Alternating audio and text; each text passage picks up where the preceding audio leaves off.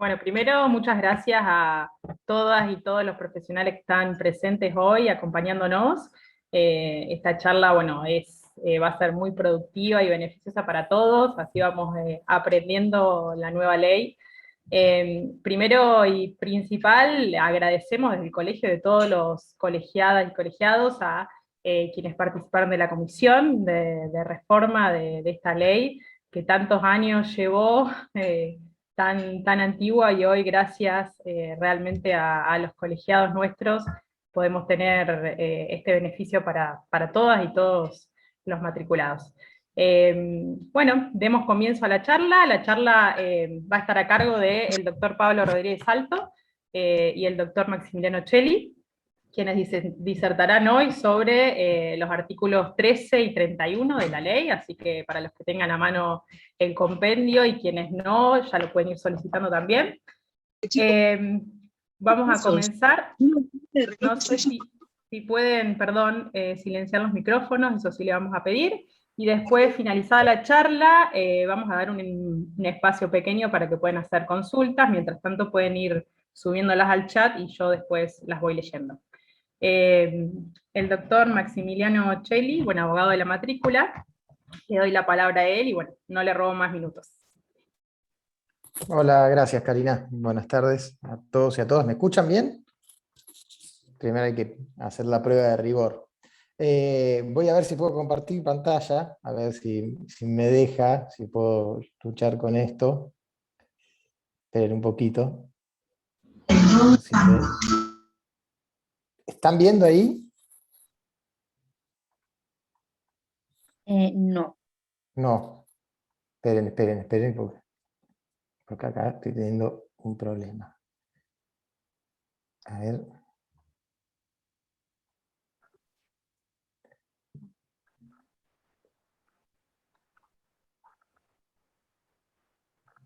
No me deja.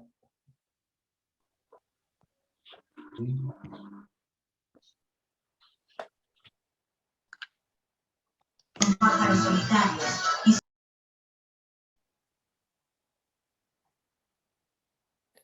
No ven nada ahí, ¿no es cierto? No están viendo la pantalla compartida, ¿no? No. No sé por qué no me lo Entonces, permite. Maxi, ¿me la querés pasar por Sí. WhatsApp y yo trato de Dale, compartirla? dale, por favor. Ahora, ahí te la paso, dame un segundo que...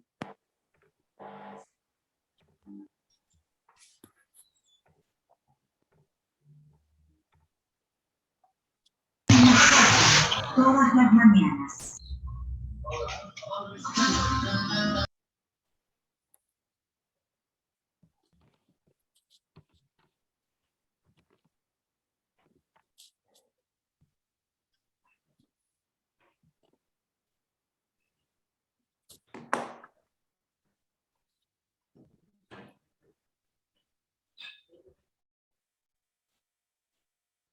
Bueno, puede fallar, pero ahí voy Sí, estas cosas pasándola. con la nueva tecnología es así.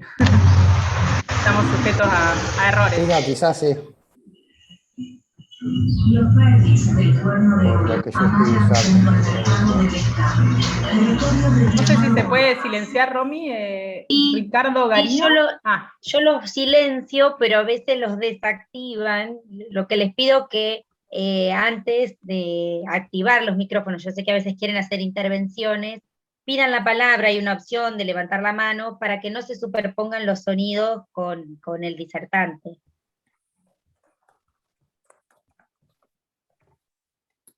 Ahí te lo pasé, Karina. Listo. Perfecto.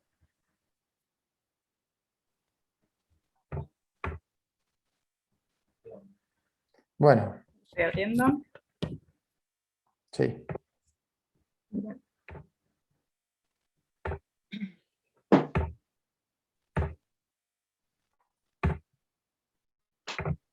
A ver ahí, ¿se ve? Perfecto. Excelente. Bueno, ese es el inicio. Yo voy a hablar de los artículos 13 a 23, después le voy a dejar la palabra al doctor Rodríguez Salto, que va a hablar sobre los artículos siguientes. Si querés pasar ya a la próxima diapositiva, vamos directamente al artículo 13, que es el de los honorarios en procedimientos administrativos. Esto tiene un antecedente en el artículo 58 de la norma jurídica de facto que hablaba de gestiones administrativas, pero bueno, acá se reguló en forma específica los honorarios en procedimientos administrativos, y como yo le hice algunas anotaciones ahí que son digamos, las más relevantes, que la regulación va a ser sobre el 50% de lo que corresponde al proceso judicial más análogo, se le colocó ese término para que haya, digamos, una flexibilidad respecto a los honorarios. Eso es solamente aplicable a los procesos susceptibles de apreciación pecuniaria. Después también en los procedimientos en los cuales se requiere agotar la vía administrativa, se eligió proponer un 5 o un 10% de lo que corresponda a los honorarios en el proceso contencioso administrativo correspondiente. Es decir, va a ser un 5 o un 10 de acuerdo a cuál haya sido la labor del profesional, y se van a aplicar las pautas del artículo 12 que vimos la charla pasada. También el legislador decidió hacer un reconocimiento, digamos, de un honorario mínimo a procedimientos administrativos en los cuales no se llega a hacer a un contencioso administrativo, o son procedimientos, digamos, en los cuales no se requiere ese tipo de acción judicial posterior. En esos procedimientos se estableció un won de 0,5 a 20 won, es, digamos, la escala. También se van a aplicar las pautas del artículo 12 para las formas de evaluar, digamos, cuál ha sido la labor del profesional.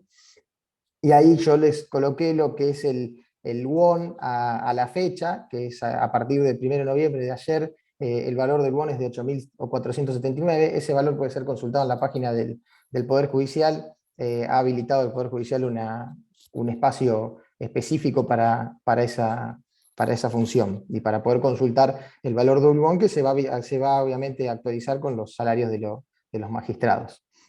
Así que eso es específicamente lo que se ha regulado en el artículo 13 respecto a los procedimientos administrativos. Ahora vamos a pasar a la próxima diapositiva, que es de procedimientos de mediación, en forma específica, que están en el artículo siguiente. Karina, no sé si podés pasar a la próxima diapositiva, la 3.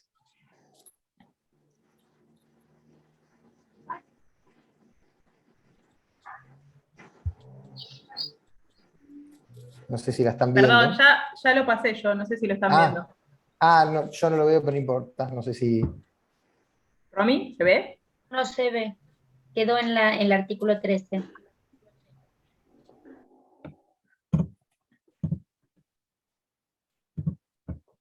A ver.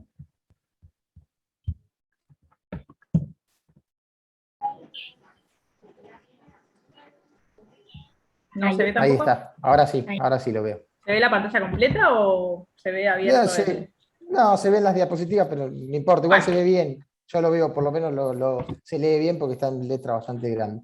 En el artículo 14 se estableció, digamos, un honorario específico para procedimientos de mediación para los letrados. Este sí que no existía, digamos, no tiene antecedentes en la norma jurídica de facto, y también se decidió, digamos, que el legislador decidió colocar el 50% para los que tengan contenido económico, obviamente 50% de lo que correspondan al procedimiento judicial más análogo, y también, digamos, se decidió para aquellos en los casos en los cuales no hay acuerdo, y por ahí quedaban, digamos, los honorarios, no es que eran difíciles de cobrar, pero sí no había una regulación específica. Se decidió que sean regulados en won, y ahí se garantizó un mínimo que es de 0,5 a 3 won, y también obviamente se van a aplicar las pautas del artículo 12 de acuerdo a la cantidad de audiencias que se hayan realizado, el tiempo insumido en las mismas, la labor profesional, digamos, en virtud de lograr un acuerdo, aunque no se haya logrado ese acuerdo. Obviamente cada una de las mediaciones son distintas, hay temas que llevan más tiempo y requieren de más audiencias, otros temas que no. Así que bueno, la idea fue garantizar un honorario mínimo para los letrados en las cuestiones de mediación. si querés podemos pasar al siguiente. Estos son los honorarios en otros asuntos extrajudiciales, que no sean procedimientos administrativos ni procedimientos de mediación.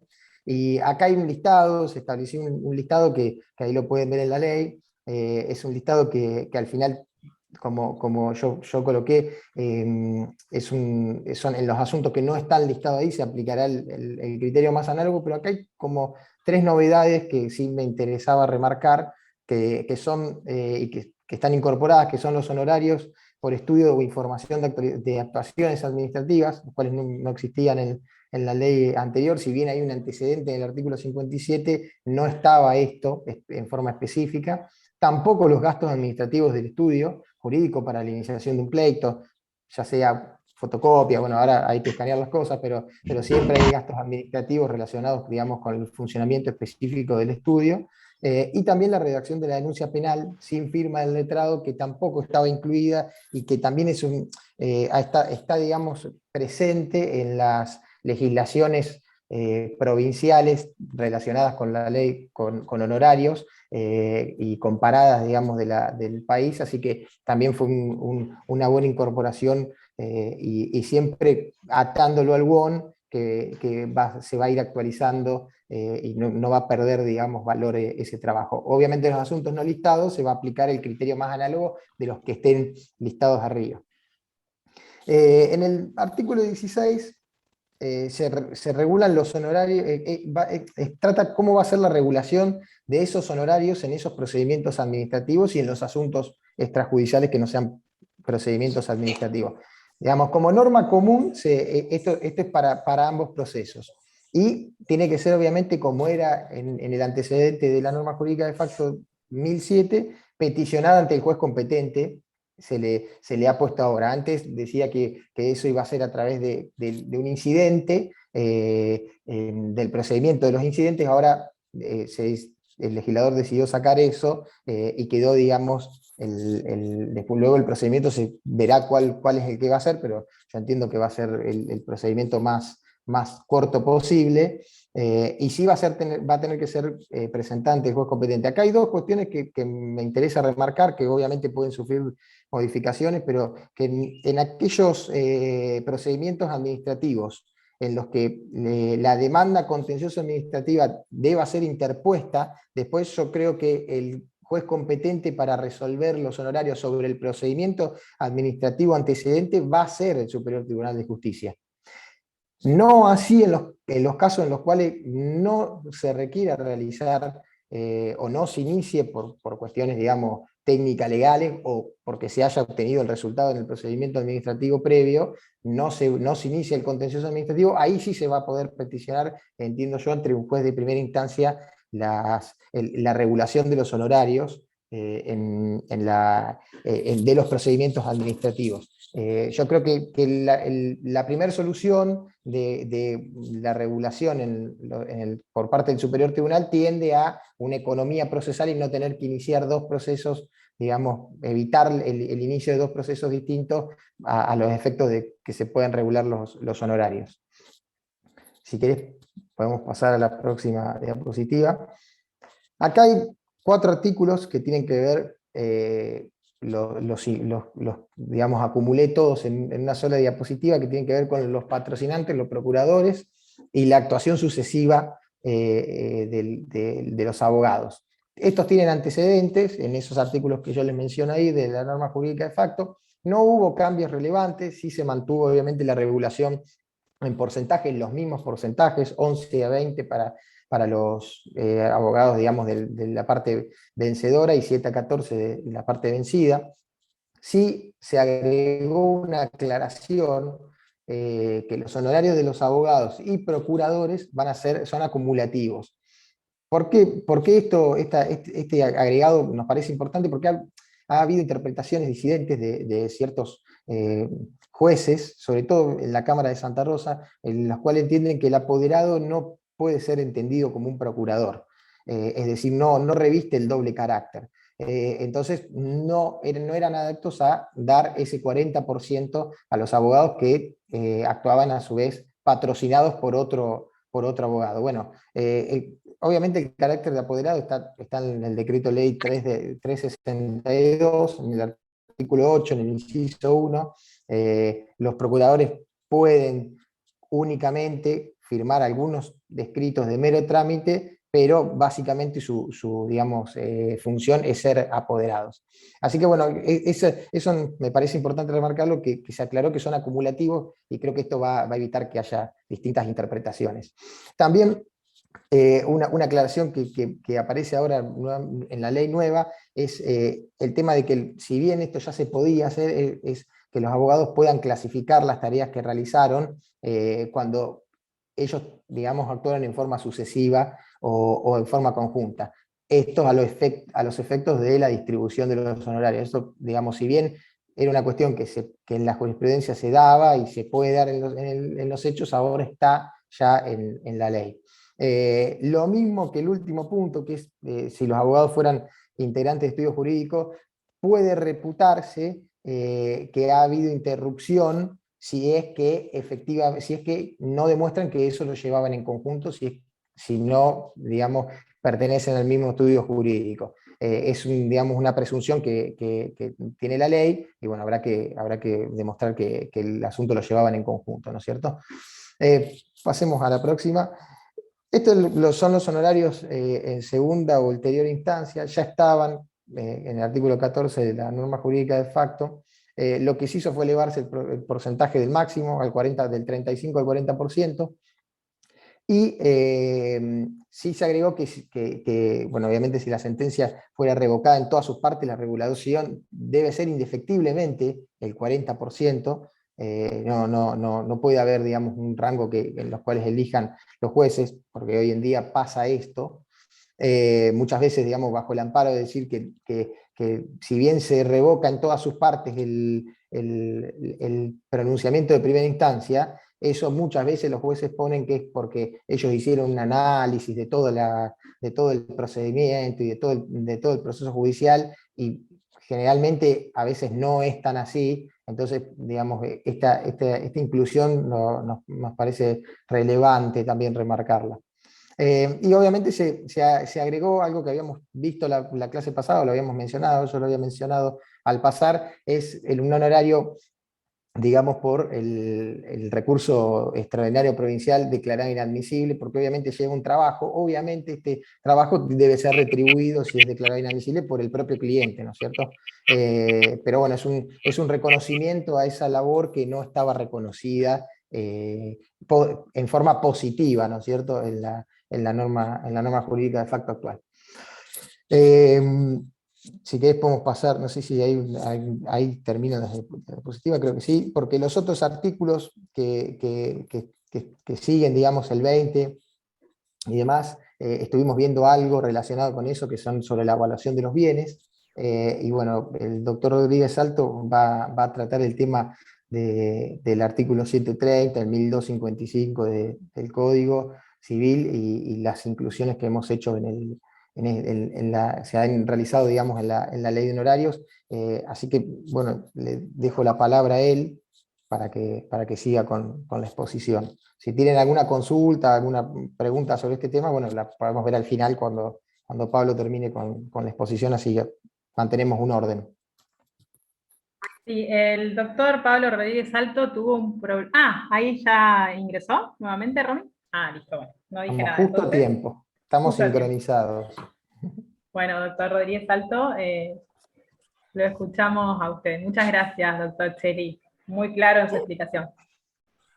Bueno, ¿qué tal? ¿Cómo andan todos? Disculpen la demora, pero no andaba bien internet. Bueno, y la idea es, como la vez anterior, tratar de ver sobre todo los temas más salientes o las explicaciones más importantes que tienen que ver con la nueva ley, para que se entienda qué es lo que se quiso hacer en aquellas normas que se reformaron, y explicar más o menos cuál es la interpretación jurisprudencial que se recogió en cada caso, ¿sí? no voy a hacer una explicación pormenorizada de todos los dispositivos, sobre todo lo que se puede averiguar con la mera lectura, ¿sí? Vamos a empezar, voy a compartir pantalla, a ver si puedo, a mí me funciona. Díganme si lo ven. Sí, se ve perfectamente.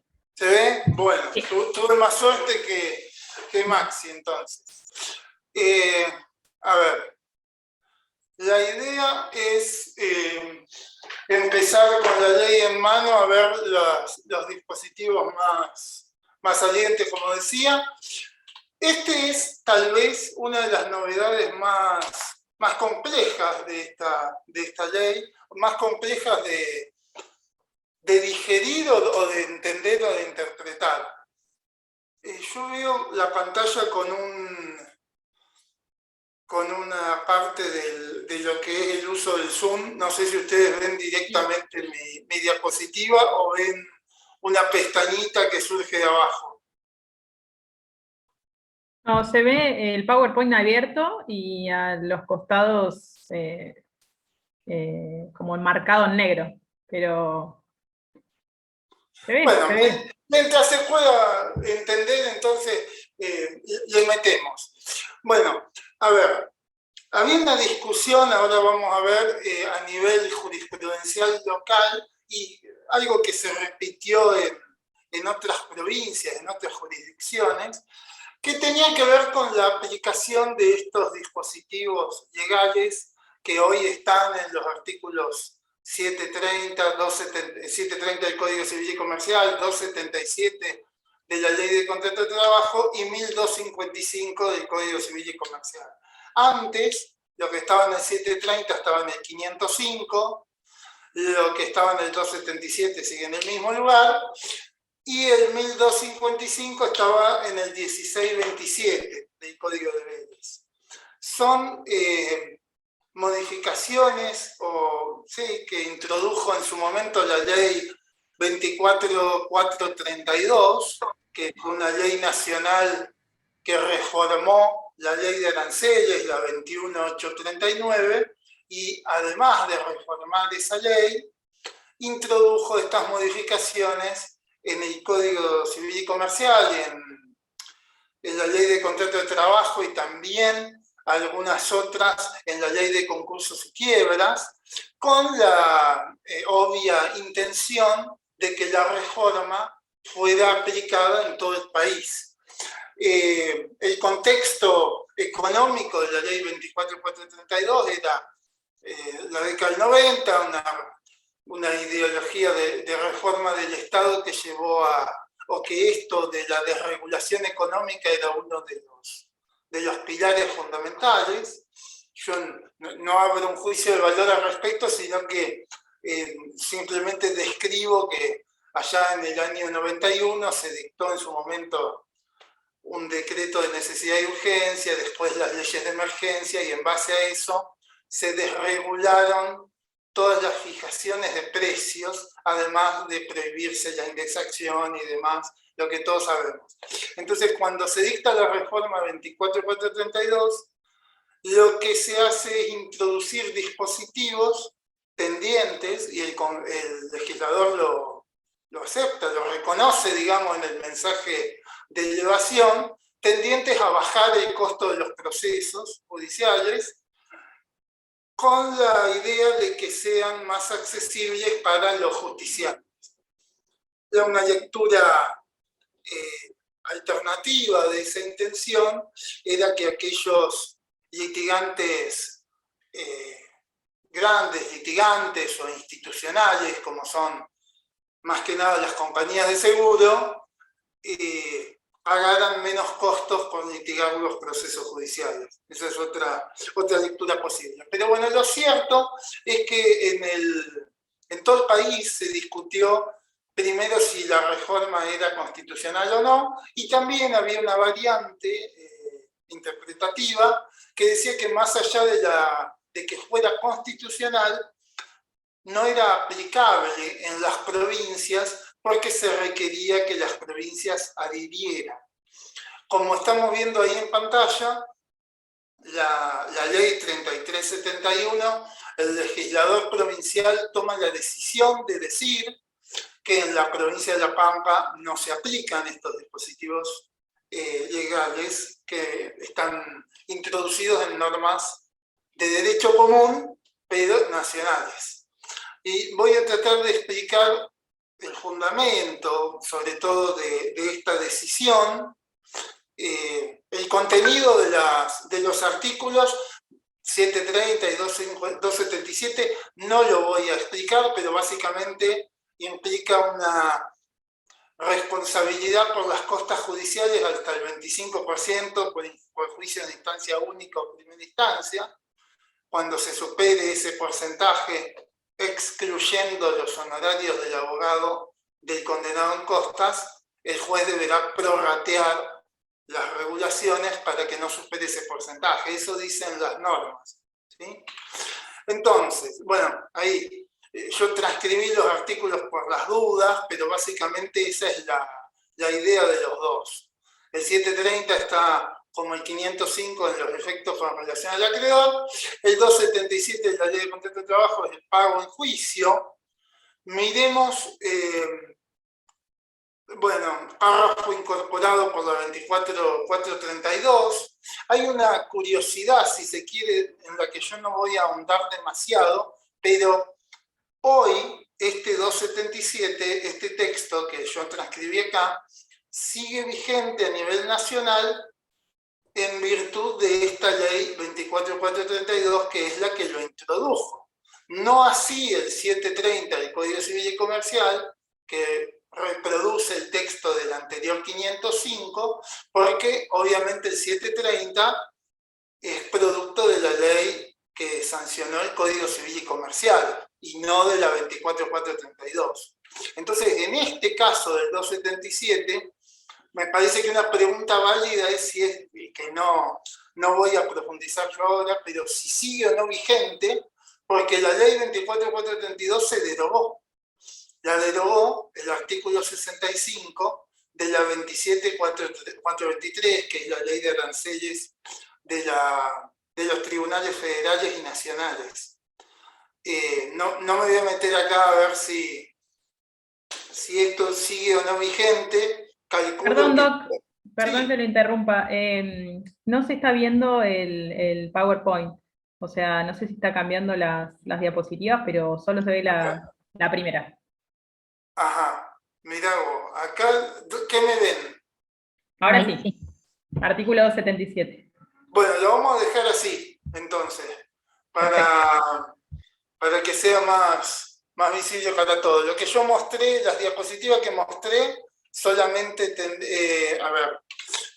eran el artículo 24 de la ley 3371, que es la ley de aranceles nueva nuestra, el artículo 730 del Código Civil y Comercial, y el artículo 277 de la ley de contrato de trabajo.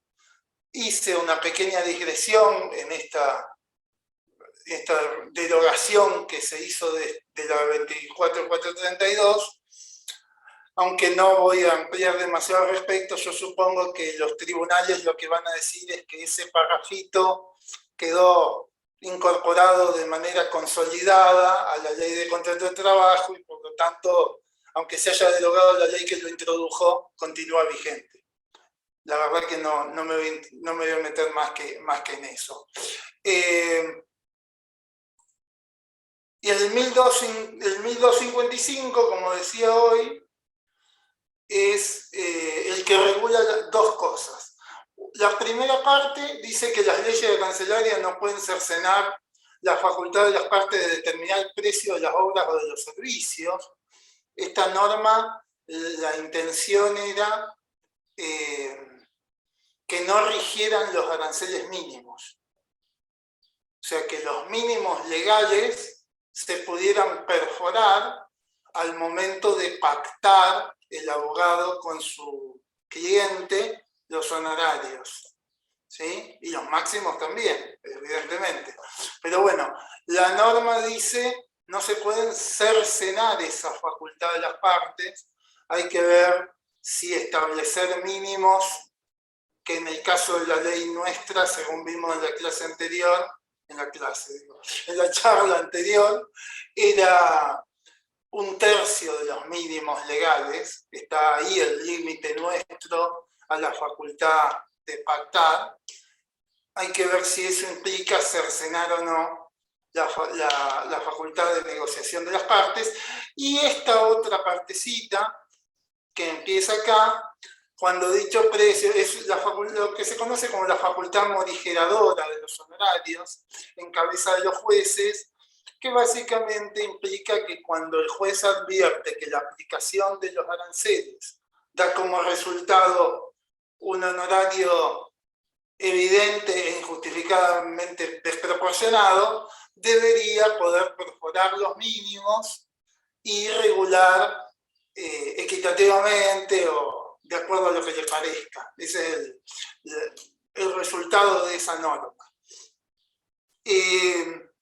Pareciera, digo acá, que por su ubicación del 1255, que está en el contrato de locación de servicios y obras, la norma solo puede aplicarse a la relación abogado-cliente y no al abogado y el condenado en costas. ¿Por qué? Porque está metido en la regulación del contrato de locación de servicio.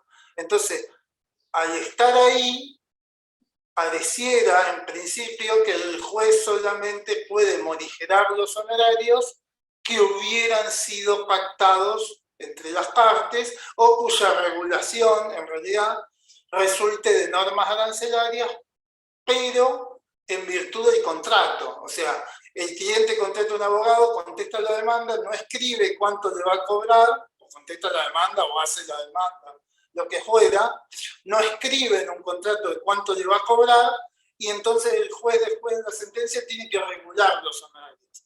Para ese caso sería que se aplicaría el 1255.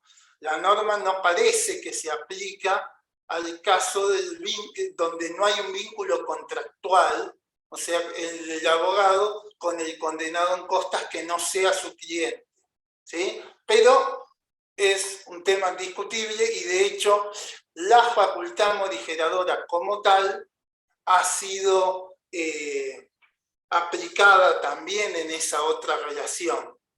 No obstante, en ese vínculo que es entre el abogado y el condenado en costas distinto a su cliente, hasta ahora la morigeración de los honorarios se hacía en virtud de esta norma, el 13 de la 24.432, y no del artículo de Vélez 1627.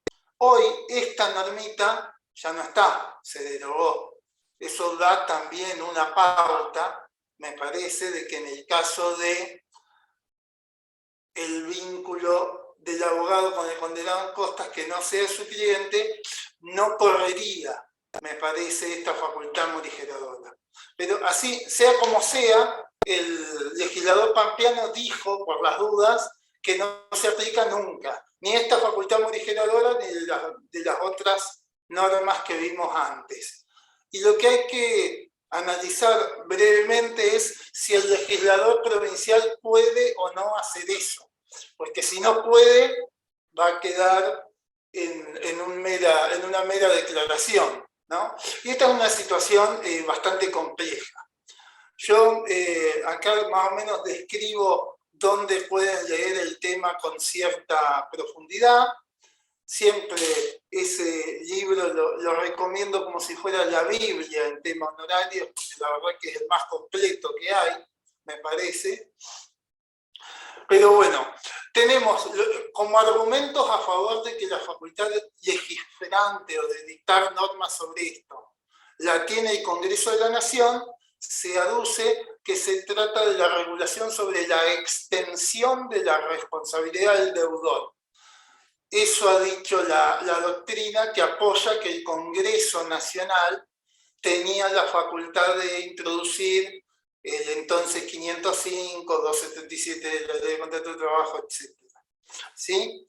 fíjense que yo anoté acá que este criterio era el seguido por la Cámara de Santa Rosa. Ahí encontré 2 expedientes, uno de la Sala 1 y uno de la Sala 2. Estas normas son obviamente anteriores a la ley de aranceles que estamos analizando, y creo que se refieren incluso a los artículos del Código de Vélez, no del Código Civil y Comercial.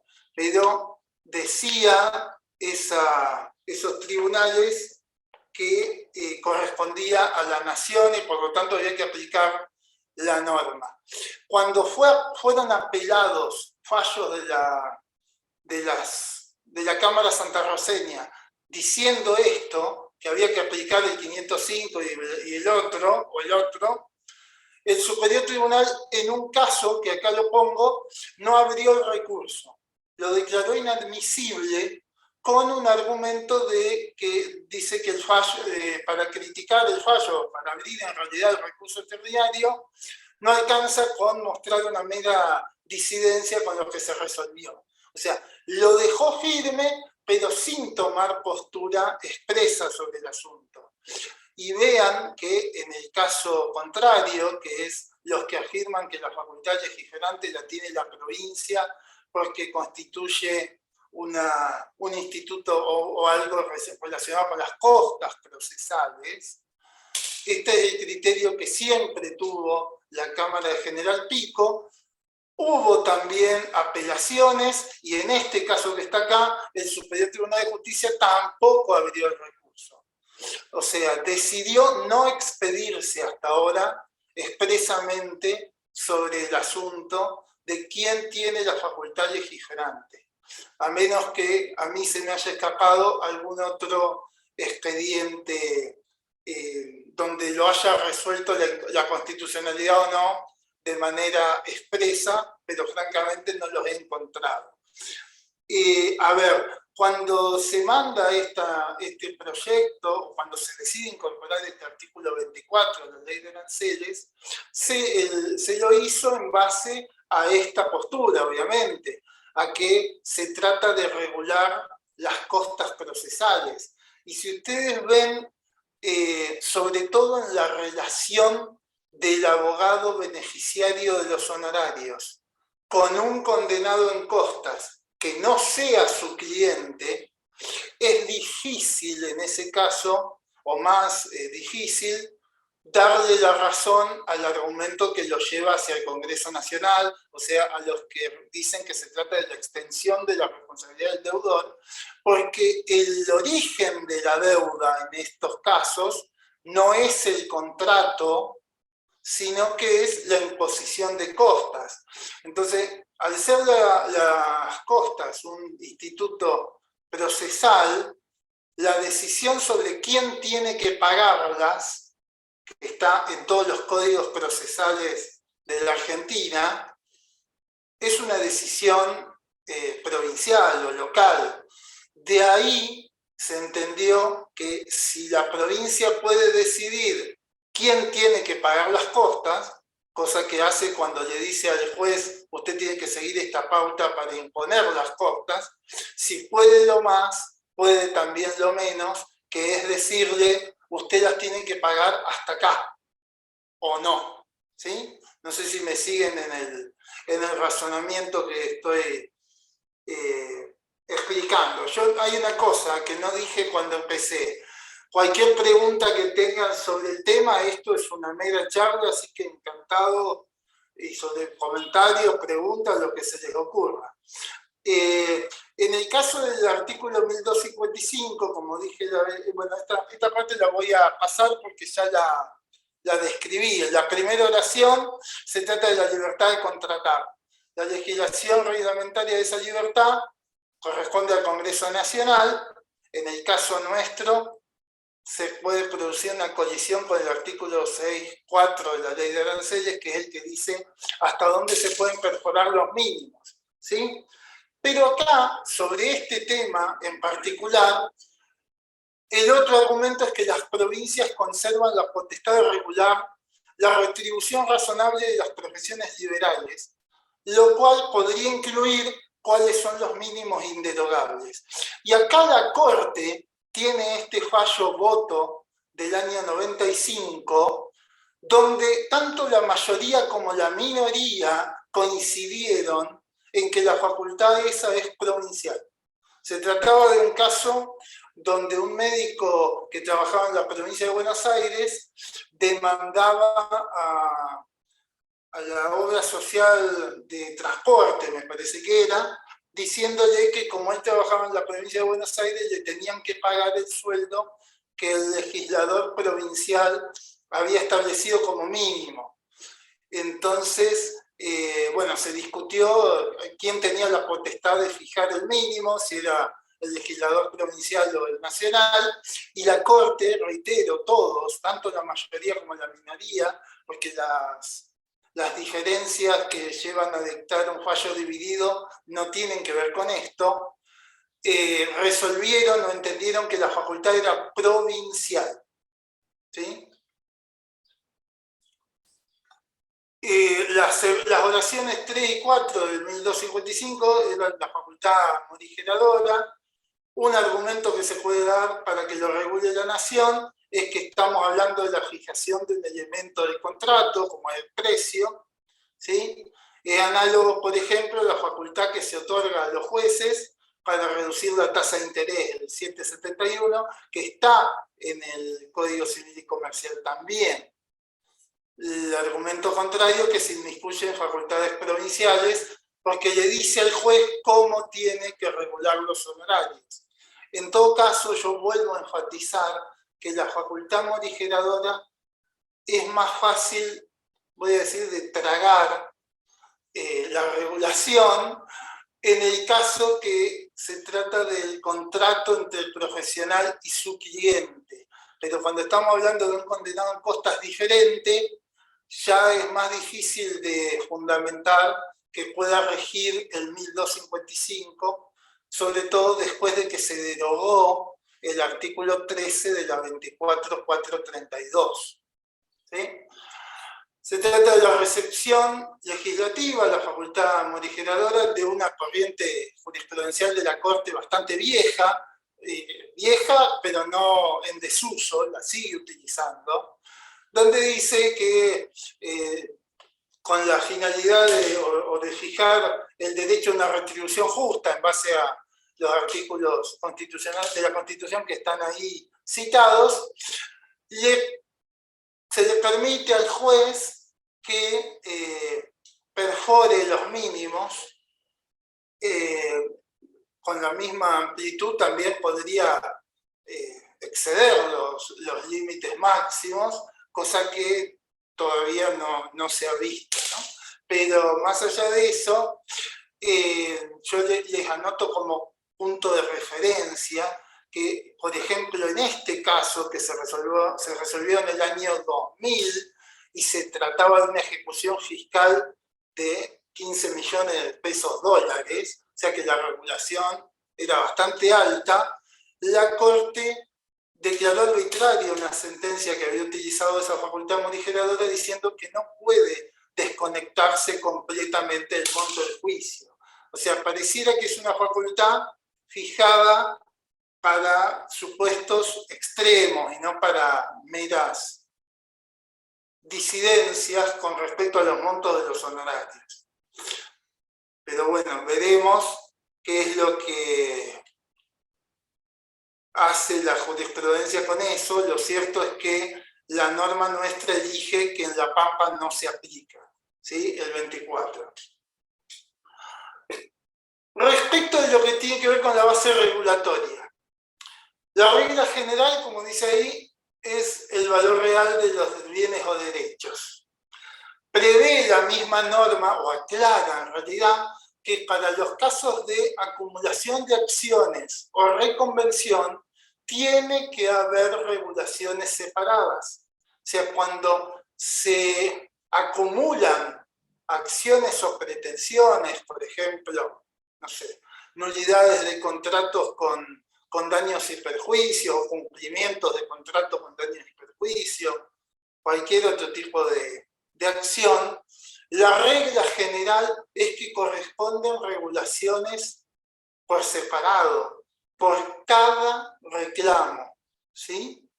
Hay una excepción que no la vamos a ver hoy, pero yo la anoté para que la tengan presente, que es en el caso donde una parte reclama el cumplimiento de un contrato y la contraparte se defienda o reconvenga con la extinción del contrato, diciendo este contrato está resuelto por pacto comisorio o es nulo o lo que sea.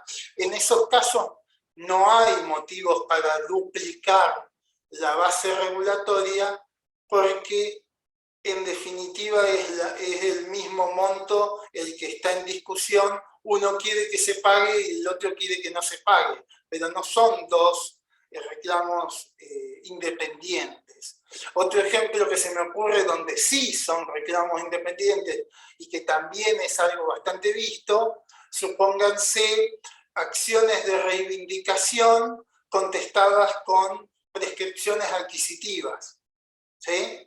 En esos casos, las prestaciones reclamadas o las acciones son independientes entre sí, más allá de que una obste a la otra, no tiene nada que ver los requisitos de una con la del otro. En la acción de reivindicación habrá que discutir si hay título, modo y en su caso registración, y en la acción de prescripción habrá que discutir si se dio la posesión pacífica, bla, bla, bla. ¿Sí?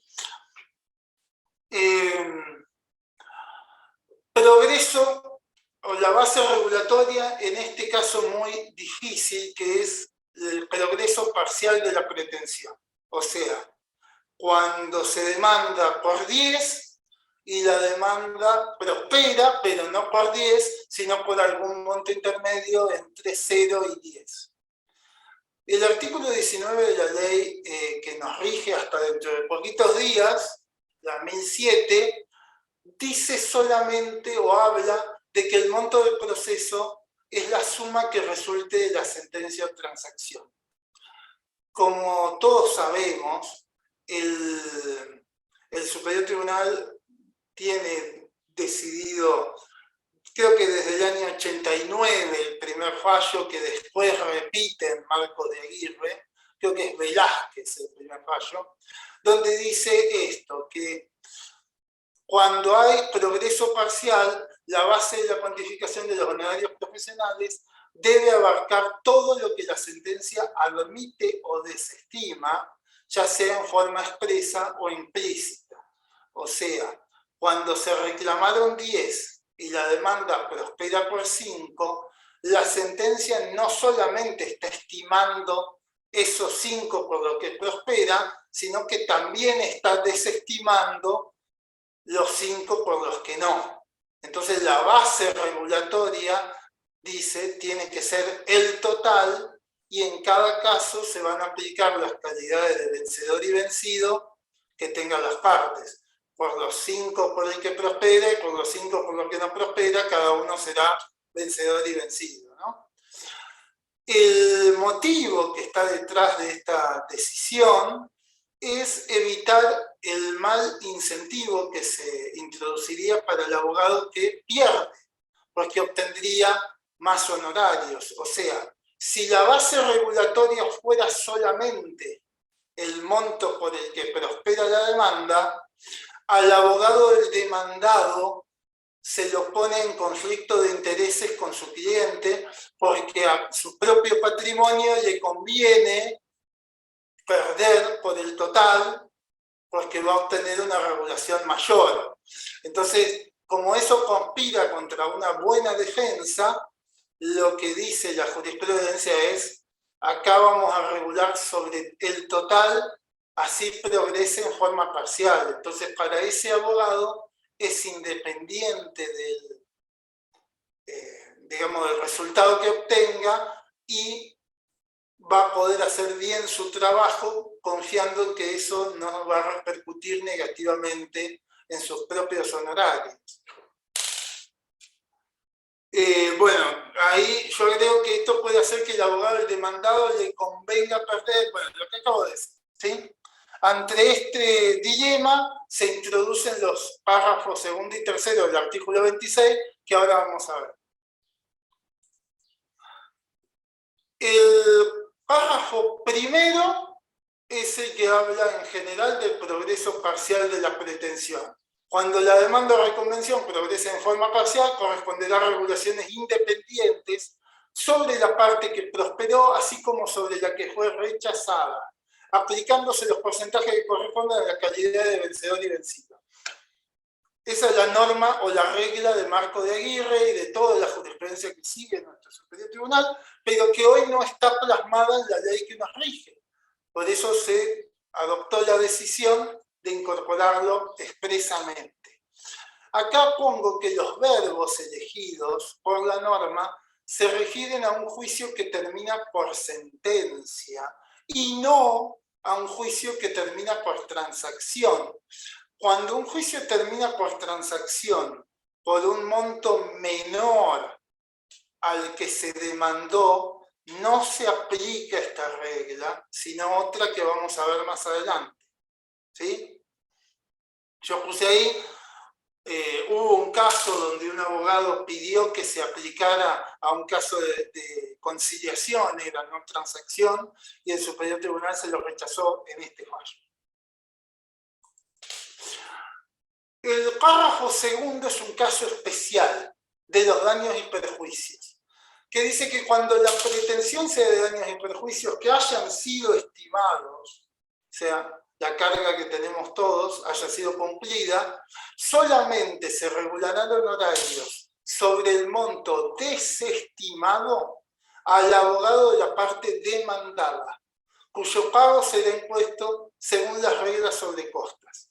O sea, en el caso de daños y perjuicios, que son casos donde hay mayor inflación, vamos a decir, de demandas, o se abultan innecesariamente los montos, a veces porque no hay criterios suficientes y a veces verdaderamente de forma injustificada, la regla es una excepción a la anterior. Al abogado del demandado sí se le van a regular sobre los montos desestimados y por el que prospera, pero al del actor no. ¿Y por qué no? Porque él reclamó un monto y fue el dueño de decidir un monto más cercano a lo que era real. Entonces, en estos casos, al abogado del accionante solo se le va a regular honorarios sobre el monto por el que prosperó.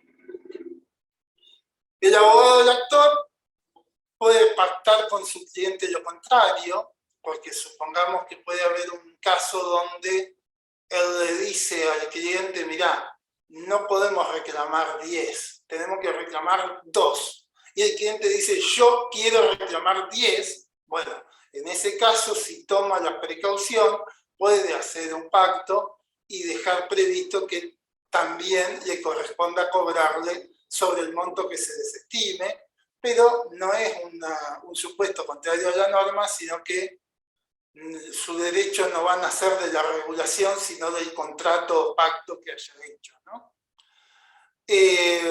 La explicación de esta norma o el fundamento jurídico, no me voy a detener demasiado, pero los encuentran fallos acá. Inclusive una condena contra la Argentina, en un caso bastante resonante de 2002 o 2003 de la Corte Interamericana de Derechos Humanos, donde la Argentina, le dijo a la Argentina que se violaba el acceso a la justicia al imponerle al actor costas por el monto por el que se había rechazado la demanda.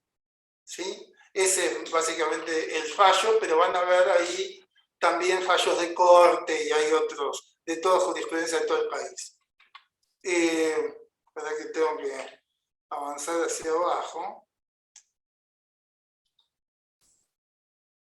Y el párrafo tercero dice esto: si el monto reclamado en la demanda o reconvención fuese calificado por el juez como notoriamente exorbitante,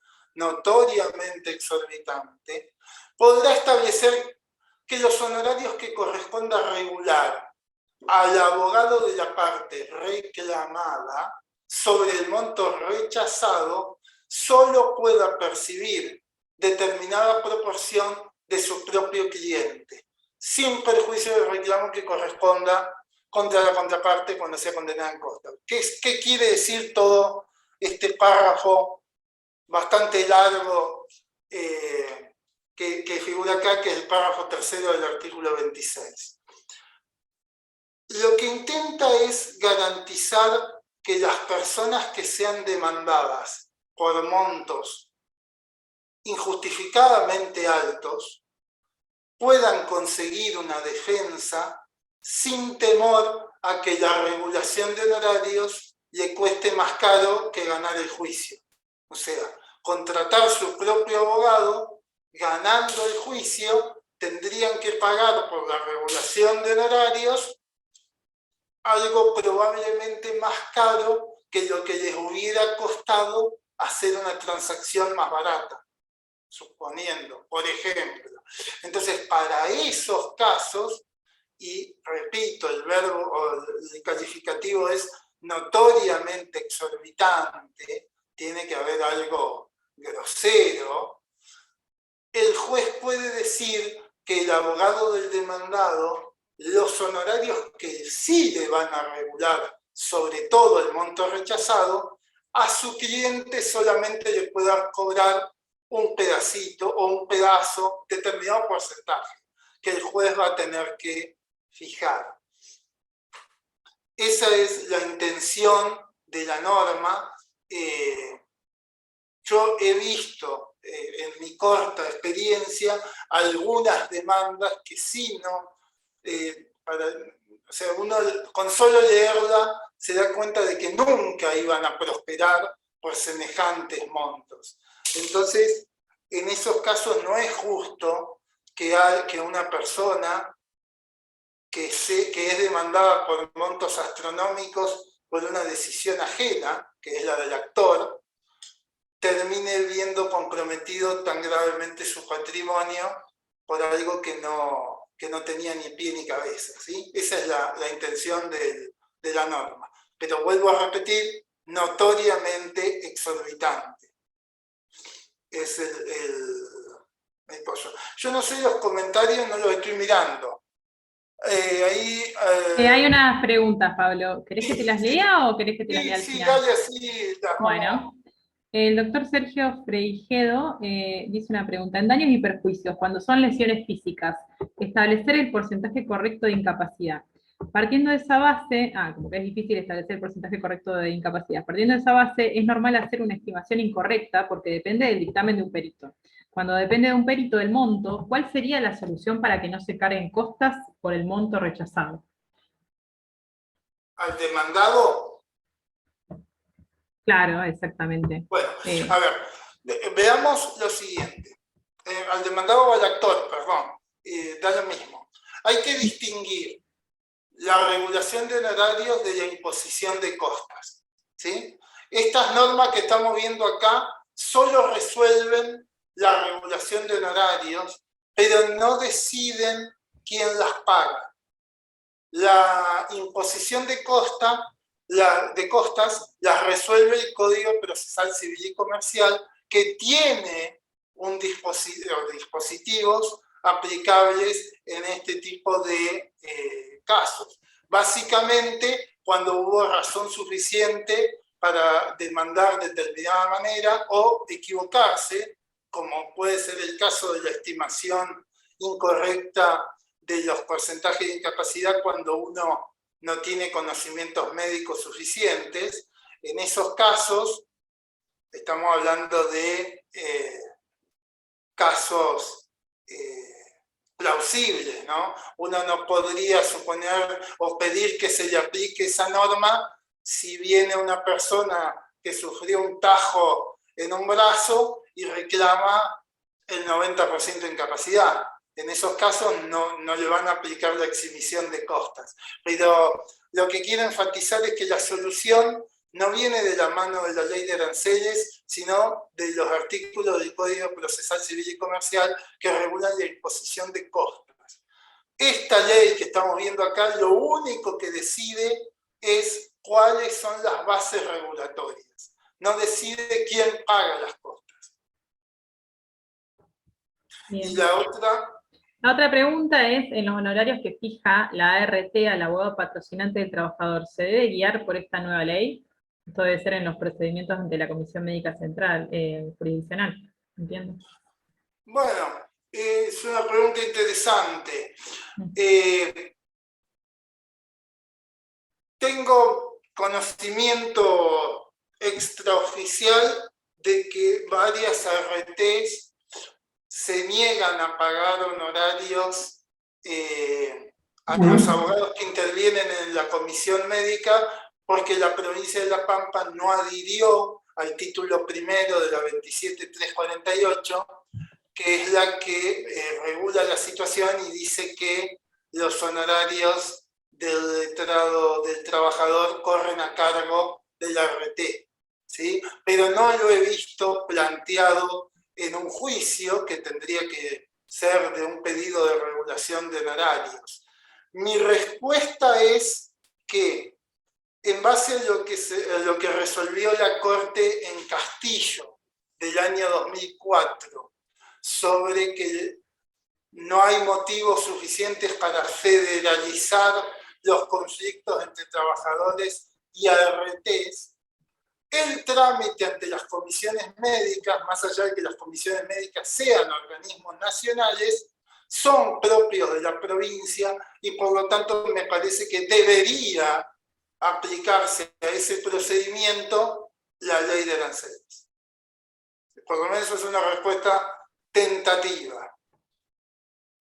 Tendría que analizarlo con mayor profundidad.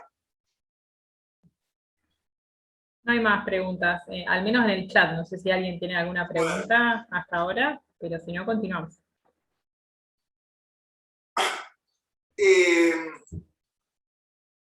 Bien. No me pasé, ¿no? Sí, ya lo vimos.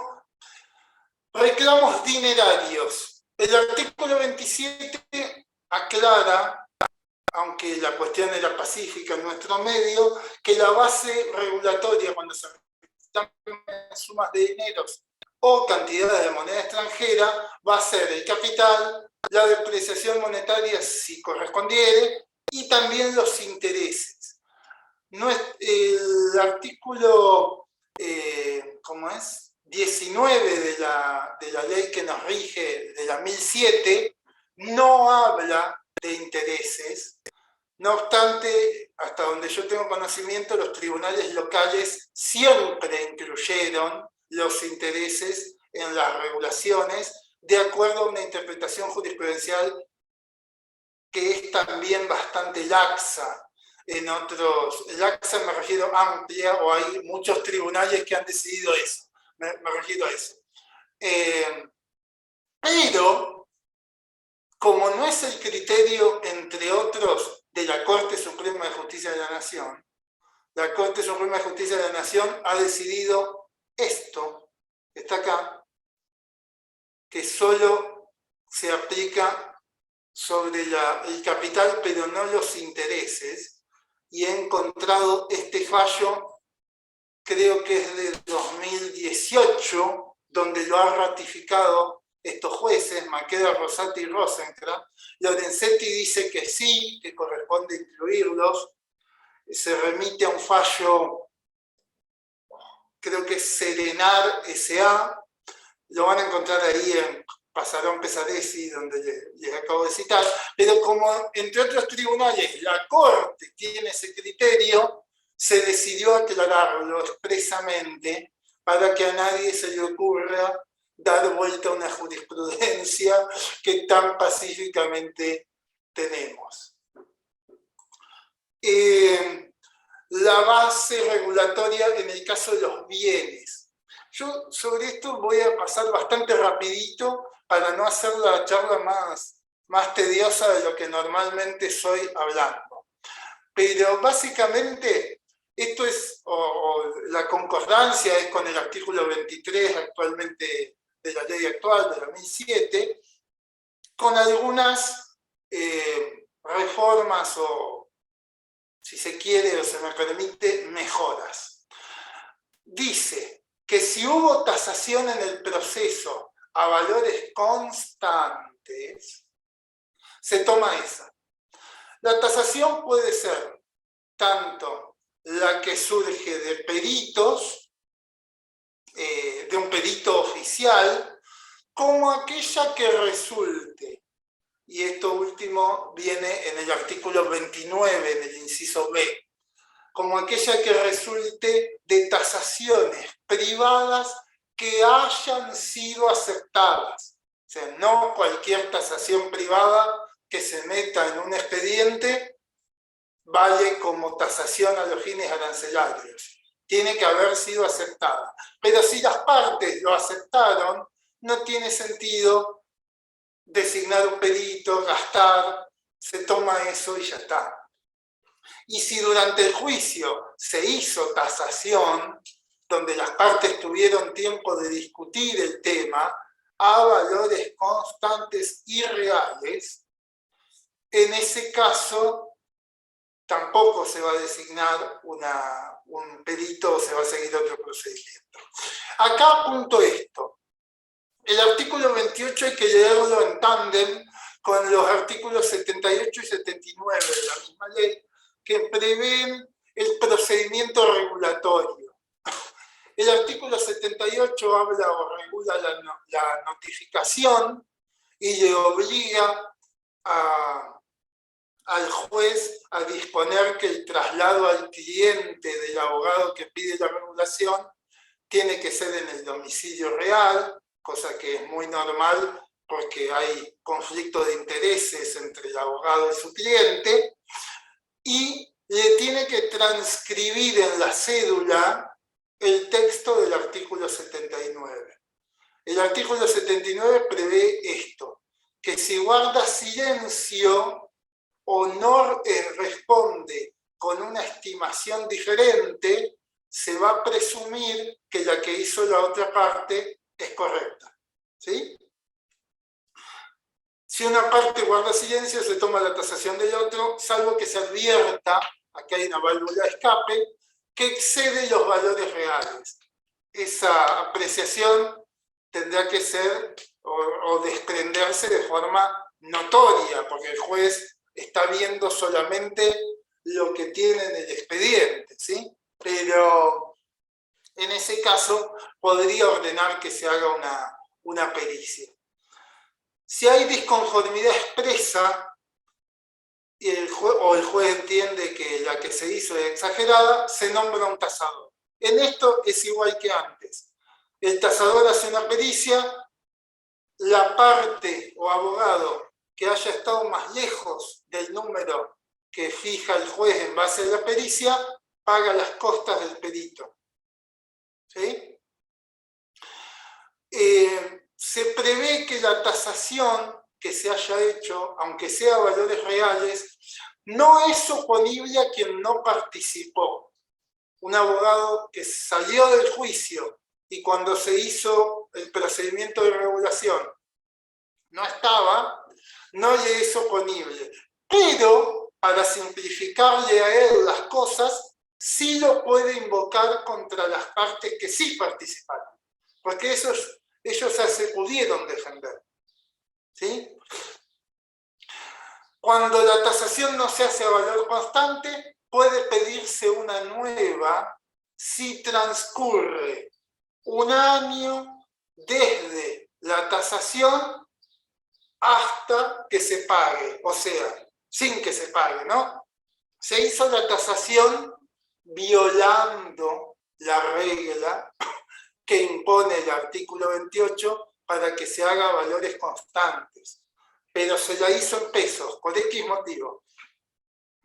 Esa tasación, si transcurre un año desde que se hizo hasta que se pagan los honorarios, hay derecho de parte del abogado a pedir una nueva.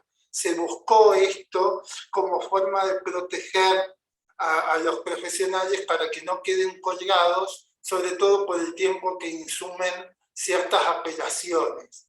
Hemos visto algunos casos donde tal vez se tarda 2 o 3 años en quedar firme la regulación de honorarios, y el valor que se tasó ya vale menos de la mitad o tal vez menos. Y lo otro, esto yo lo había dicho la clase anterior, la charla anterior, la denuncia de valores fiscales a los fines impositivos no constituye un acto propio, o sea, no es vinculante para los abogados. Hay una línea jurisprudencial, sobre todo en las sucesiones, que dice que el abogado que denunció el valor fiscal de un bien, el valor fiscal especial por suerte, pero en una sucesión después no podría pedir una regulación de honorario diciendo que el valor real es distinto.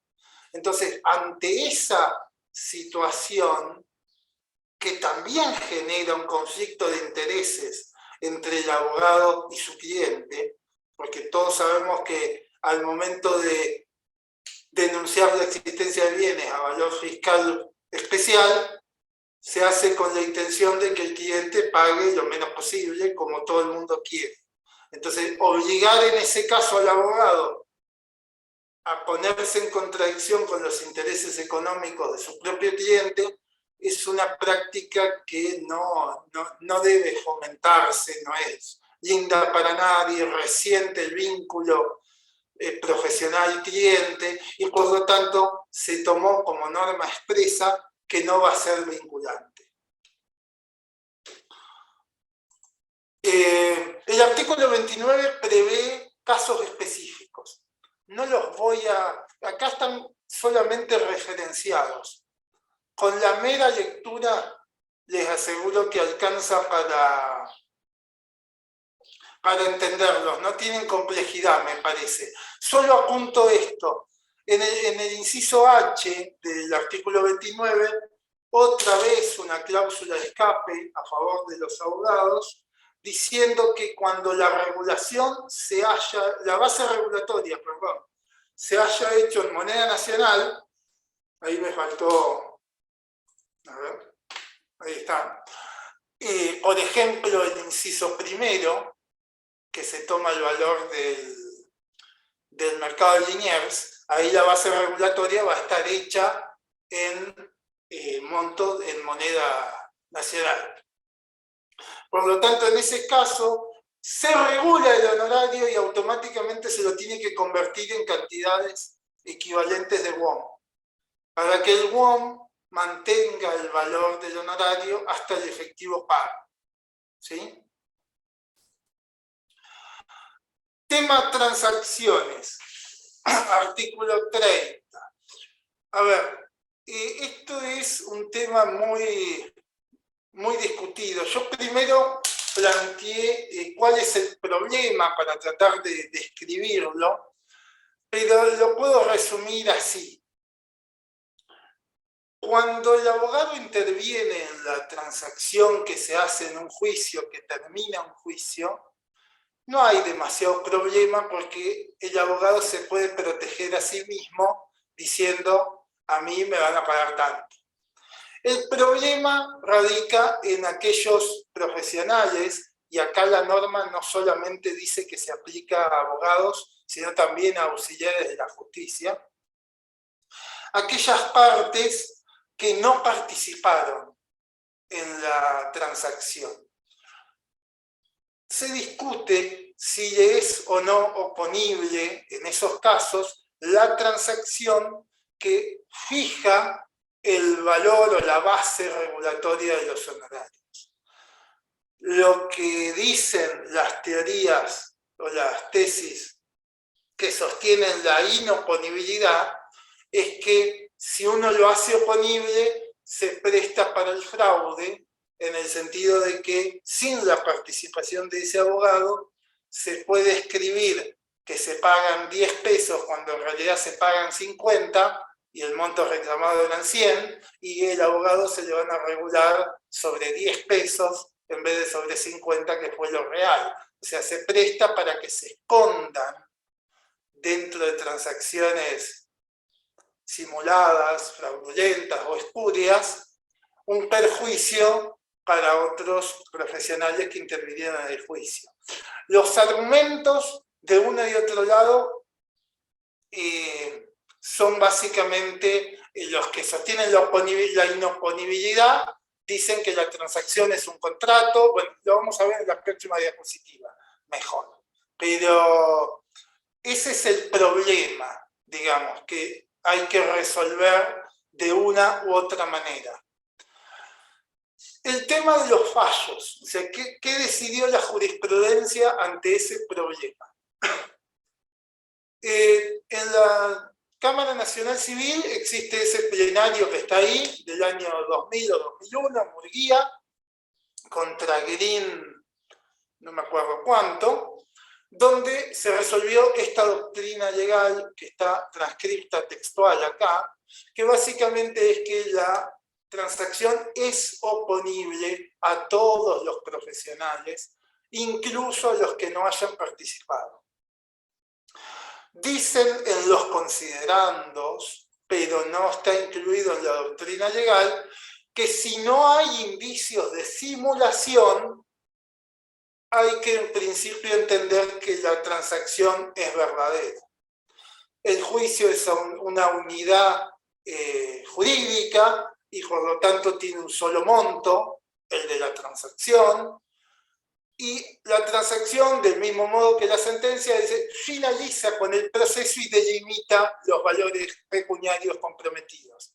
La minoría, como dije antes, se fundó en el efecto relativo de los contratos, que implica esto que está acá, decir, la transacción es un contrato, hoy no hay discusión porque está expresamente regulada como tal, artículo 1641 y siguientes, y por lo tanto se aplica el efecto relativo de los contratos previsto en el 1021, aquello conocido como que no puede perjudicar ni beneficiar a terceros.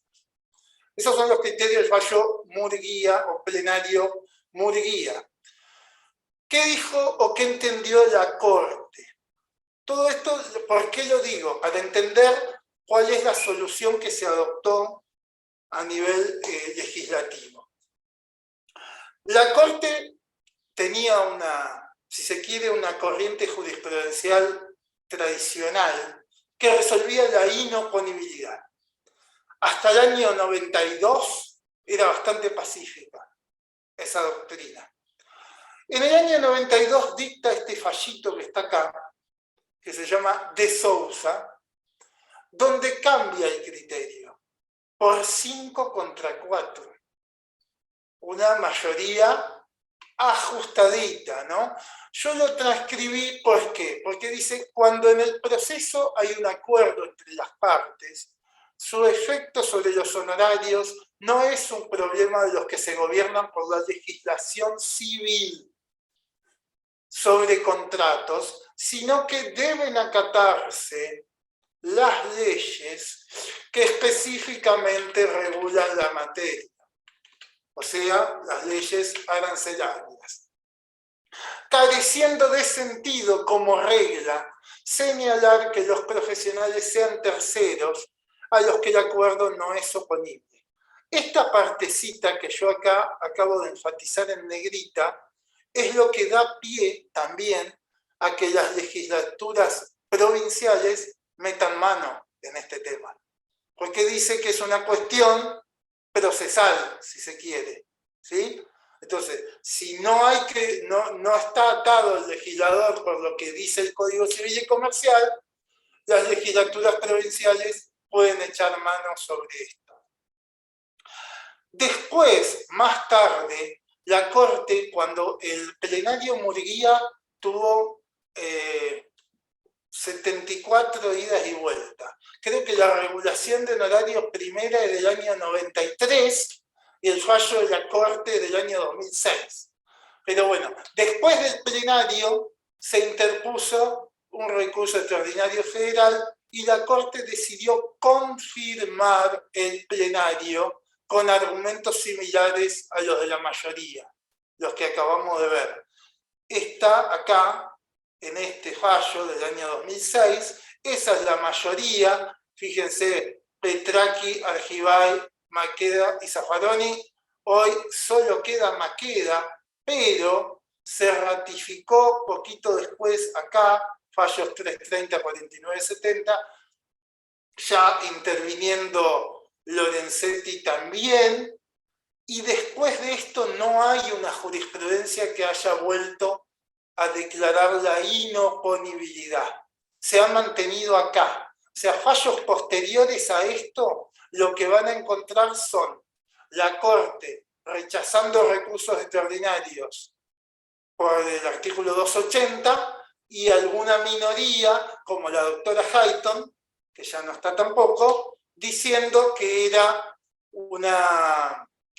inoponible a las partes, que era el mismo criterio que ella había sostenido como camarista civil en el plenario Murguía, ¿sí? Pero bueno, en la Corte ella sola dijo eso. El criterio de la Corte hoy es el de la oponibilidad. Perdón. Fallo de Corte. Fíjense que en este caso, en el del 2007, abrió el recurso para decir es oponible. O sea, dio vuelta a una sentencia del Superior Tribunal de Río Negro, lo que marca que es su criterio. ¿Qué pasa en La Pampa? En mi limitada búsqueda y los limitados recursos con los que uno tiene para buscar jurisprudencia pampeana, yo he encontrado estos. La Cámara Piquense en el expediente con estos votantes, todos los que están acá, todos resuelven la oponibilidad del acuerdo como base regulatoria, a los abogados que no participaron. La Cámara de Pico, en ese caso, la Cámara de Santa Rosa, en este caso, con estos votantes, en estos dos casos, con estos votantes que ya no están, Cañón tampoco está, Gómez Luna entiendo que tampoco, pero corríjanme si me equivoco. Creo que la única que todavía está es Laura Torres. Pero, como verán, no hay, o por lo menos yo no encontré ningún fallo que resolviera que es inoponible. Esa es la situación pampeana. Ahora bien, ¿qué dice entonces el artículo 30 para resolver esta cuestión? Dice, cuando un juicio finalice por transacción u otra forma alternativa, similar, conciliación o algo que se le parezca a la transacción, lo que hayan convenido las partes en cuanto al monto del proceso será oponible a las partes y o profesionales y o auxiliares de la justicia que no hubieran intervenido en el acto. O sea, se recibe la jurisprudencia que nos rige hoy, ¿sí? O la que existe. Pero se introduce esto que está acá. No obstante, para la regulación de honorarios a quienes no participaron en el acto, la base regulatoria no podrá ser inferior a la mitad de los valores estimados en la demanda y o reconvención, debidamente actualizado con interés hasta el momento de la comparación, salvo que el juez califique el reclamo como desproporcionado o irrazonable. Entonces tenemos la regla, hasta el primer punto y seguido, la excepción y la excepción a la excepción. Esto es digamos, un dispositivo de transacción, valga la redundancia, que intenta conciliar los distintos intereses en juego. Aquello que vimos al principio de que los convenios convenios transaccionales pueden esconder a veces acuerdos falsos o falsamente bajos para perjudicar a los otros abogados, decirle al abogado, al contador o al que sea que no participó en ese juicio que le es oponible, pero decirle que si quiere puede plantear la nulidad por simulación, es decirle que se embrome, porque todos sabemos que la prueba de la simulación es bastante diabólica. Entonces, teniendo en cuenta ese panorama, el legislador toma la decisión de tomar un parámetro objetivo. Dice, cuando el convenio transaccional sea de hasta el 50% del monto reclamado en la demanda actualizado, se aplicará y será oponible. Cuando sea menor a ese 50%, no podrá ser inferior y por lo tanto el piso que se va a manejar va a ser el de 50%. Ahora voy a dar ejemplos para clarificarlo. Salvo, en este último caso, que el juez califique el reclamo como desproporcionado y razonable. Entonces, ejemplo 1. Una demanda por 100 se arregla por 70. En ese caso, el valor de la transacción es oponible a todos, a los que participaron y no participaron. Una demanda por 100 que se arregla en 50, el mismo caso. Una demanda por 100 que se arregla en 30.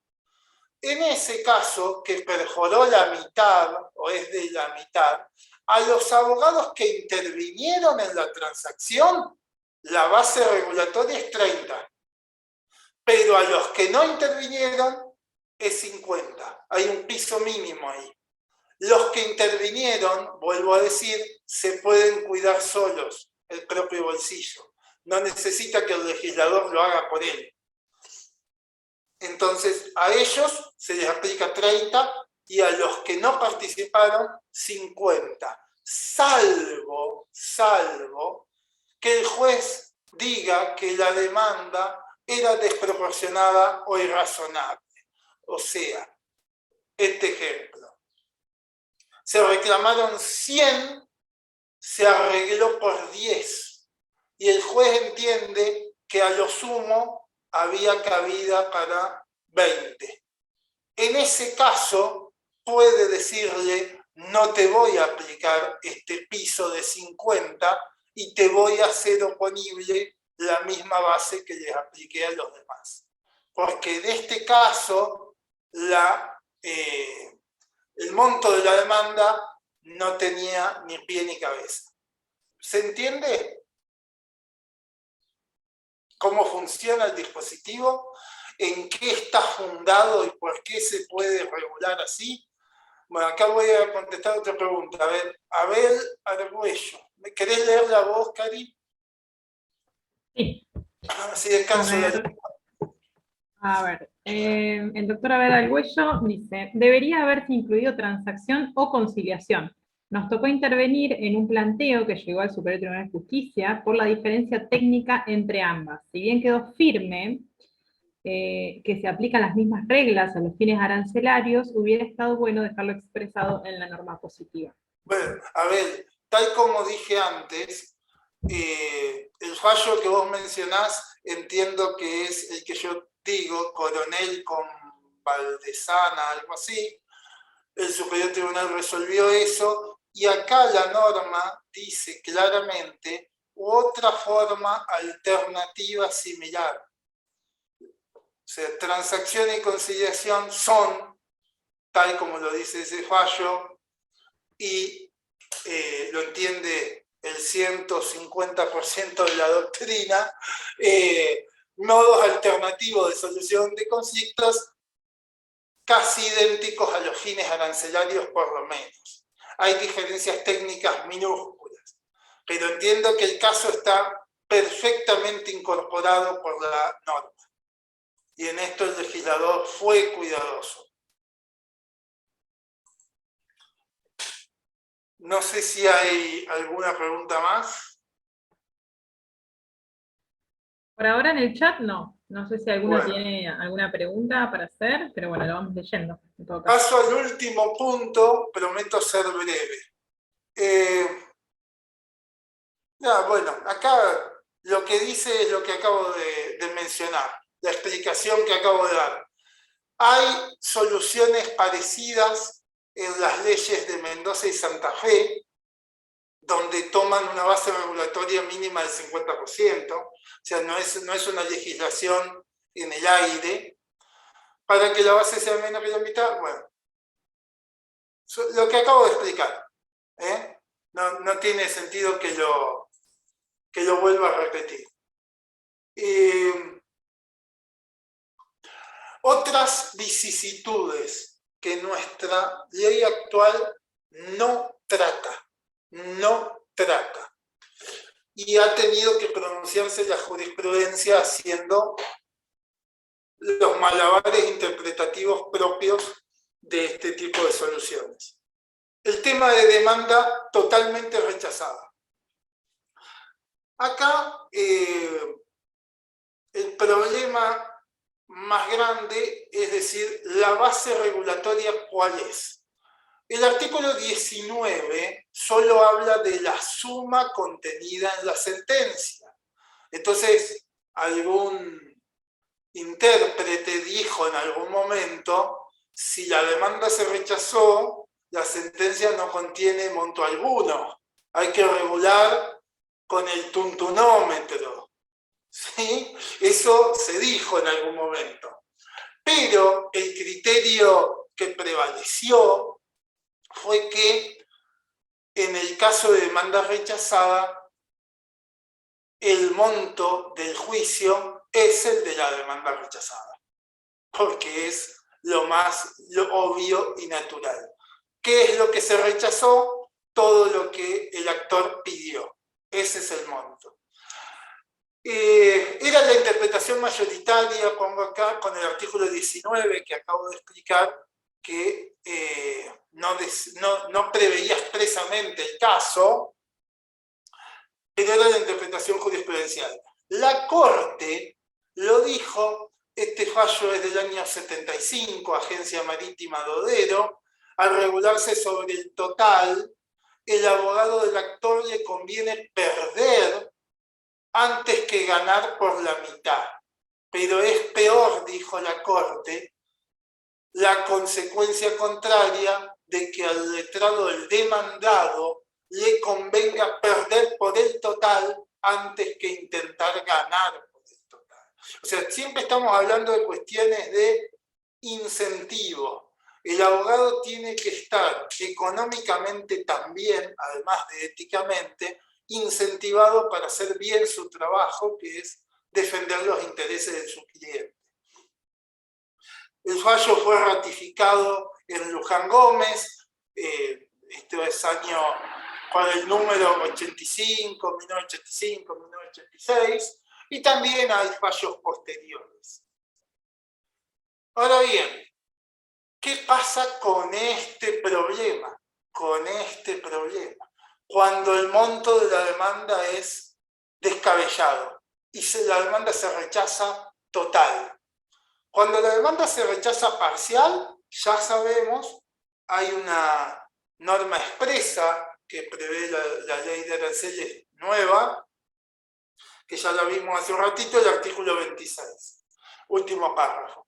Pero cuando el rechazo es total y el monto es muy inflado, se ha presentado vamos a llamarle inquietud, de decir, es injusto regular los honorarios en base a una demanda descabellada. ¿Sí? Y de hecho, en la ciudad de Santa Rosa, la Cámara en el año 2005 dictó un fallo, o por lo menos en el año 2005 le entró el expediente, porque el número es /05, dictó un fallo, creo que era Brill, B larga R-I-L-L, donde trató este tema y terminó diciendo, en estos casos hay que hacer una ponderación razonable de cuáles eran montos adecuados para regular en base a esos montos y no en base a los montos inusitadamente altos que el actor había metido en la demanda. Esa era la jurisprudencia basada en un criterio de justicia, pero no en el texto de la norma, ¿sí? Entonces, ¿qué podemos hacer hoy con la ley que nos va a regir a partir de la semana que viene, vamos a poner, con estos casos de montos muy grandes?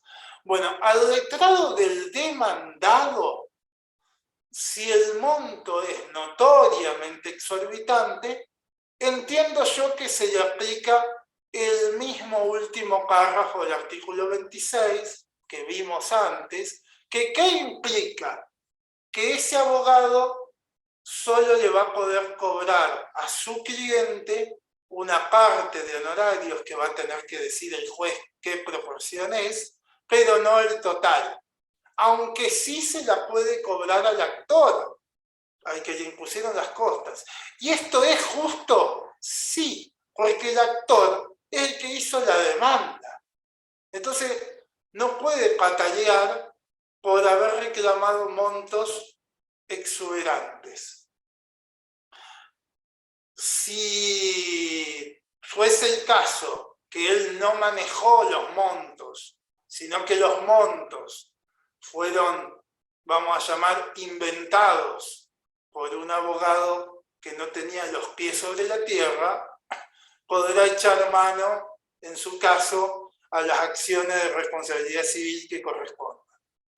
Pero con el letrado del actor hay una solución que prevé la ley en el artículo 80 y que es el caso de que exista combinación de dos cosas: plus petición inexcusable y temeridad o malicia del abogado.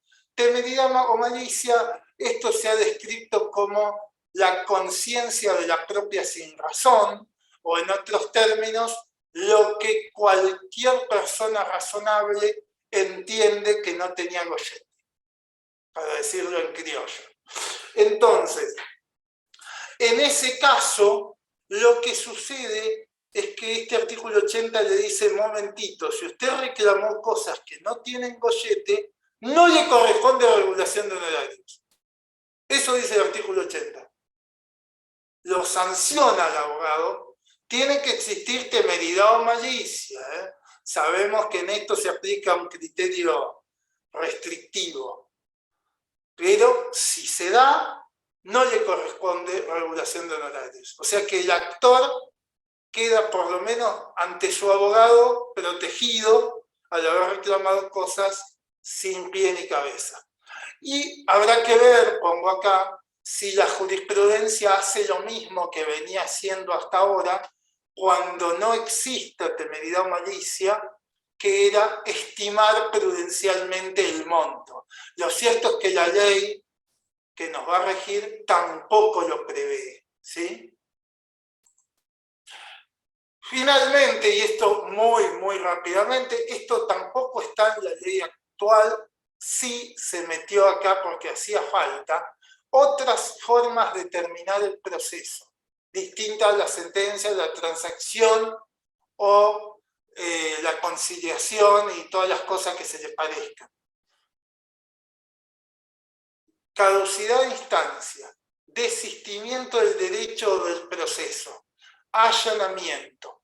La base regulatoria en estos casos está dada por los valores o montos de las pretensiones culminadas por esos medios, de acuerdo a estimaciones hechas en la demanda y o reconvención, debidamente actualizada con interés y evaluada de acuerdo a las reglas de este capítulo. En el caso que haya un allanamiento que debe ser total, porque si no, no hay allanamiento válido, el monto de la demanda y del allanamiento va a coincidir. En los otros casos, que es cuando termina por caducidad de instancia, desistimiento de derecho del proceso, no hay un monto en el momento o en el acto procesal de la terminación del expediente por este modo alternativo. Entonces, en estos casos se toma las pretensiones reclamadas en la demanda, actualizadas, o sea, siempre con los intereses evaluados de acuerdo a las reglas de este capítulo.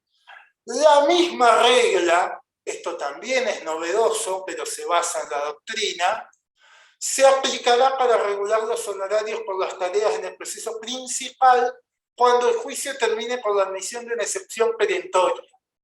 Por ejemplo, prescripción liberatoria resuelta como de previo y especial pronunciamiento. En esos casos el juicio se terminó ahí nomás y hay, vamos a ver en su momento, dos regulaciones.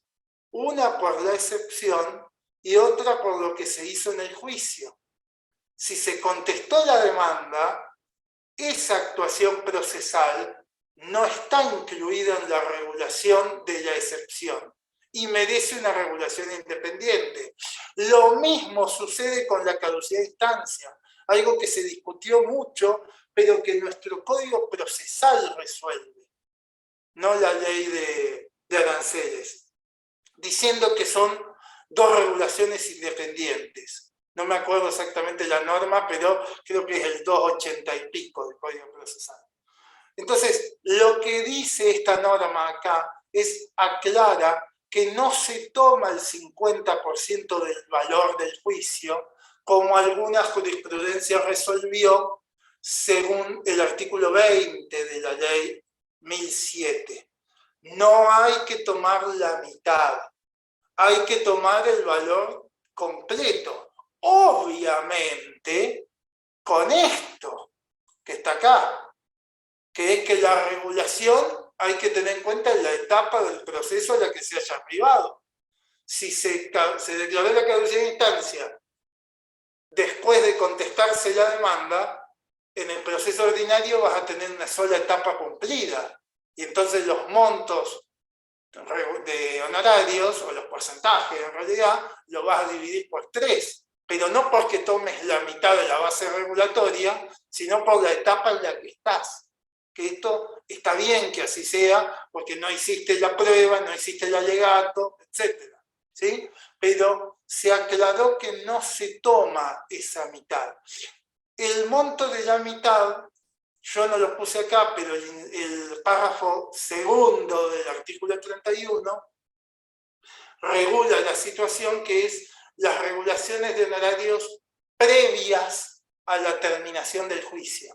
Ese es el único caso en el que hay que tomar el 50%. Con esto termino, o terminé, salvo que tengan preguntas. Si pueden, para hacerlo más fácil, pueden conectar el micrófono y preguntar. Voy a dejar de compartir la pantalla. No sé si alguien tiene alguna pregunta para hacer y quiere habilitar el micrófono.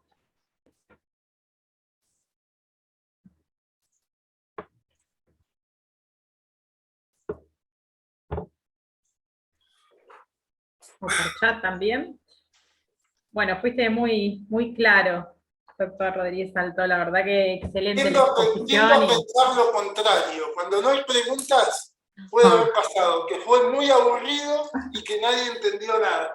Pero bueno, esto es así. Y lo bueno de esta ley que la verdad que está, la mayoría de las cosas, o casi totales, están previstas. En los fallos, bueno, que también yo estuve un poco leyendo, interiorizándome, sobre todo en demanda rechazada. Por ejemplo, habían regulado el 50% de la demanda, pero en base a que no estaba regulado en la propia ley. El fallo creo que era multiflex, que es un plenario también. Ahora sí está regulado, así que la verdad que le damos las gracias a todos los que intervinieron en la comisión. La verdad que todos han aportado su granito y su enorme intelecto para el beneficio de todos hoy en día. Bueno, muy bien, entonces, nada más que agregar. Bueno. Yo quiero hacer una aclaración que no hice al principio, no sé si me escuchan, supongo que sí, porque me saqué los auriculares, que no lo hablé en el tema de los procuradores y los abogados, que en realidad la correcta técnica para regular los honorarios, que no es lo que pasa en la jurisprudencia, por lo menos no es lo que he visto habitualmente, es regular los honorarios primero como patrocinante y después agregarle el 40% diferenciado como procurador. No hacer una regulación global del 20%, porque eso no explica cómo es que se llegó a ese porcentaje, y muchas veces los jueces en realidad no lo hacen nunca, y en la Cámara cuando uno también hace algún recurso, tampoco lo hacen, ni quieren explicar cómo es que llegan por qué es el 15, o el 13, o el 12, y bueno, después más adelante hay un artículo que lo vamos a ver, que está en la ley, y ahí hemos, digamos, se ha pautado que deben dar la explicación, y no solamente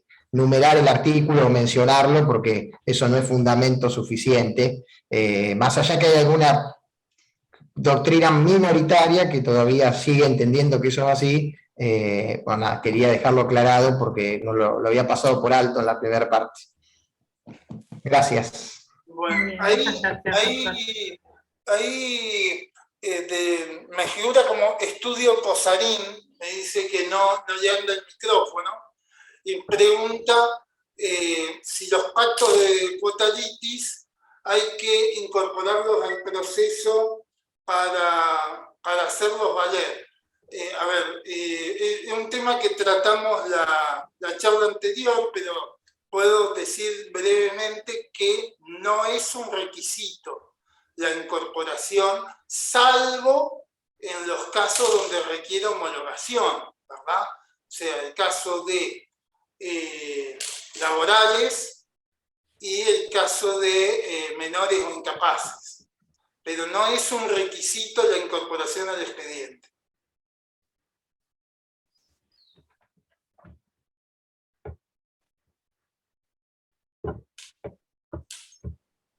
No sé si hay otra pregunta más, y si no, nos ponemos a laburar. No hay más preguntas. No, Preguntan hay por la charla preguntas. anterior. No sé si lo querés Preguntan aclarar, por la Romy. charla anterior. Sí, la charla anterior la subimos al canal de YouTube del colegio, por una cuestión de, obviamente son charlas de 2 horas, entonces la hemos fraccionado y eso llevó un tiempo de compaginación para que estén disponibles, pero habrán visto que hace unos días logramos subir la teleconferencia del Día del Abogado, entonces cuesta a veces un poquito de tiempo tenerlas disponibles, pero todas las grabamos y van a estar en el canal del colegio, como esta que también se ha grabado y las sucesivas que se sigan dando. Bueno, yo de mi parte arranqué muy rápido, así que les agradezco a todos haberse tomado el tiempo para asistir a la charla. Muchas gracias y buenas tardes. Muchas gracias a todos. Hasta luego, hasta la próxima charla.